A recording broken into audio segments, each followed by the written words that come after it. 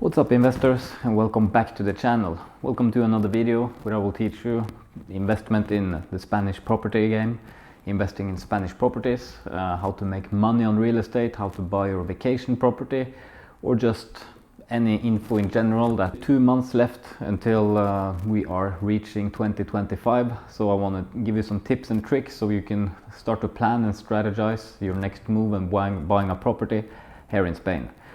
So first of all, my name is Nicolas. If you don't know me, I have more than 10 years experience with real estate here in Spain.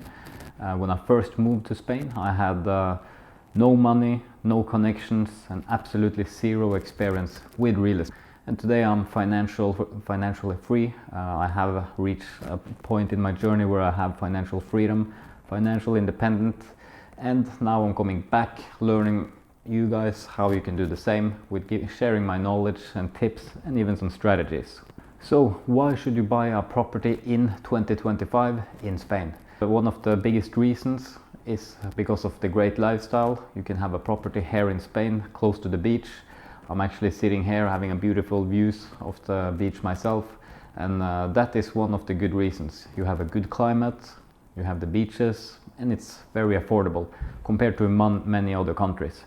And also prices are increasing, which means it is seen as a very good investment. If you buy the right type of property in the right area, the prices are increasing. So if you buy now sooner than later, or at least you buy for next year in 2025, you might be able to do some good purchase before the prices go up too much. And also property in Spain follows inflation quite a lot. So that being said, it's a very good option to buy property rather than having it in the bank.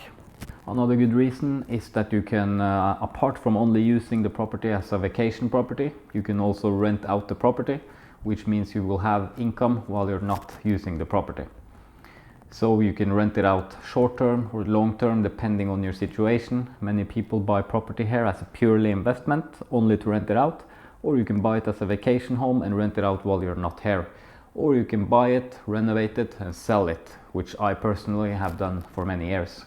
Another reason is if you want to get the golden visa, you can buy a property for more than 500,000 euros and you will get the classic golden visa, which means that you will have a visa here in Spain, and that is also a very good option. And 500,000, you will get a good property for that money, and you can get all the good lifestyle and benefit from it, and now you have a visa here as well.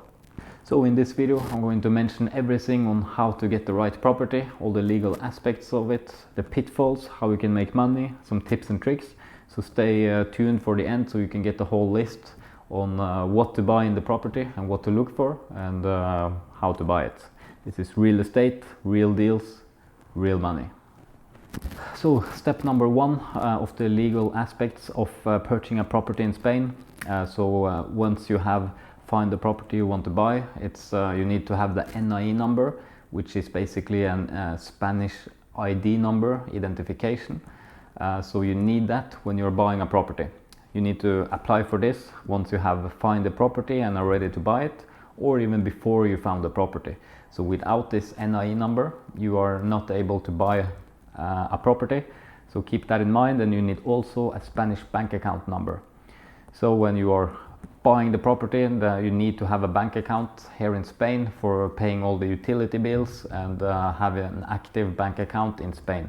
So that is two main steps once you're going to buy a property. Another thing to consider is how you're going to financing the property. You can take a mortgage in Spain. Can a foreigner even take a mortgage in Spain? The quick answer is yes, in general you can. You will not get as good of a condition as a Spanish resident, as a Spanish citizen, but you will still get financed up to maybe 60-70% for your vacation home. If you're buying it as a purely investment, let's say a rental property or a property you're going to flip, you will get a little bit less, maybe like 50% finance. But as mentioned earlier, if it's your vacation property, you can get up to 70%. And for a Spanish citizen, if you're a Spanish resident here in Spain, then you can get even up to 100% finance, but most likely from 80 to 90% finance, but in some cases even 100%. So you have decided you're going to buy a property here in Spain. You have been looking around a bit, but you have not yet found the right property. What should you do? So where would you find the right property?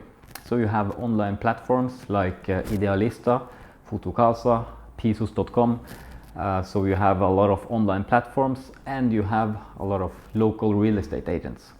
So what I would recommend is doing a little bit of both. You can then be looking for yourself on the internet, looking for on the online platforms like Idealista and the other platforms, but you should definitely also contact a few different real estate agents and then tell them what you are looking for in a deal, have a meetings with them, go on a few viewings, get a feel of the area, and then also research which area you want to buy in. That is very important. Maybe even the most important thing. Which area do you want to buy in? Go there on vacation a few times, drive around, see what area it is, and then go and look at some properties.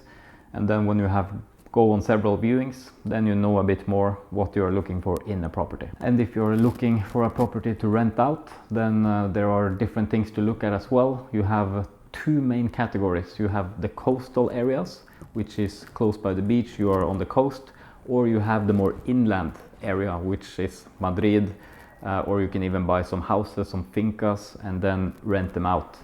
And then depending on what you're looking for, it is different strategies, but places like Madrid, it's a very solid and good stable prices, and the market is steadily increasing as well.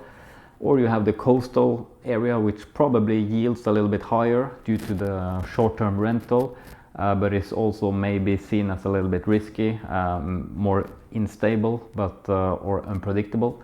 So you have to be looking depending on your strategy. Step number 3 is to hire a lawyer to do due diligence, to check that everything is okay for the property you're going to buy. Some real estate agents have their own legal department in-house, but some or many don't have that. So then you should go out and look for lawyers yourself, send them all the information about the property. They will look through the title deeds, see if there's any outstanding debt on the property. They will also see it with the electricity and water company. Are there any debts there? Or with the Comunidad de Propietarios, which is the urbanization or the property community. Maybe they have some outstanding debt. So it's important to check that. And if there are any outstanding unpaid debt, that's no crisis. Just make sure that will get paid before you buy the property.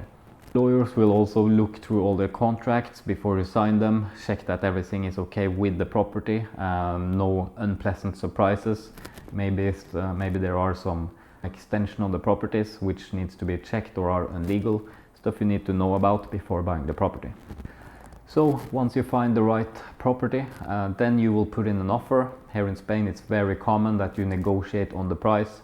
So if you find a property for 200,000 euros, you can put in an offer, normally not more than 10% down, but as a rule of thumb, you can try 10%, and that should normally not be offending anyone. So if the property costs 200,000, you can start putting in 180,000, maybe 185, 190, get a feel from it, but put in an offer, negotiate the price. Or if you start with 180,000 and you can meet in the middle kind of and buy it for 190,000. And you also need to make sure and calculate in the price that there are a tax when you buy a property in Spain. And depending on which area in Spain you are, it's from 4 to 10% adding on top of the price of the property. If the property is a very good investment, let's say for a rental property, it's for a flip, you are going to purely has it as an investment, and you see that the property has a very attractive price, then I would actually recommend only just buy it for asking price, because if the property has so good price, someone else will grab it quickly before you. So if you see it's 20% below market value or 30, or you can see it has very good price considering the market value, then you should just buy it without even putting in an offer, just to make sure that you get the property. Because if you start to do some negotiation, someone else will get it for asking price and you lose a good deal. On the area and the agents as well, but let's say 10% is quite common as a security deposit and a reservation to pay for the property. You sign an agreement, and then the next step is going to the notary, and on the day of the notary, What will happen there? You should go there with your lawyers, make sure that everything is okay, or at least with the real estate agent. Contracts are signed, and then on the day of the notary you will sign there with the notary and make the purchase official. You sign the new title deeds, the seller will sign, and then the property is yours. The seller will hand over the keys, and now the property is yours. So you need to consider the extra fees and have it in the calculation. So I was mentioning earlier, the ITP is the property tax when you buy the property. It ranges from 4 to 10% depending on where in Spain you are. Notary, you have to pay that as a buyer. Legal fees for your lawyer, and also property registration. This is some of the things you need to consider when you have the budget and are budgeting for the property you're going to buy. And also consider some renovation costs. Renovation in Spain is generally not too expensive considering if you compare to other European countries.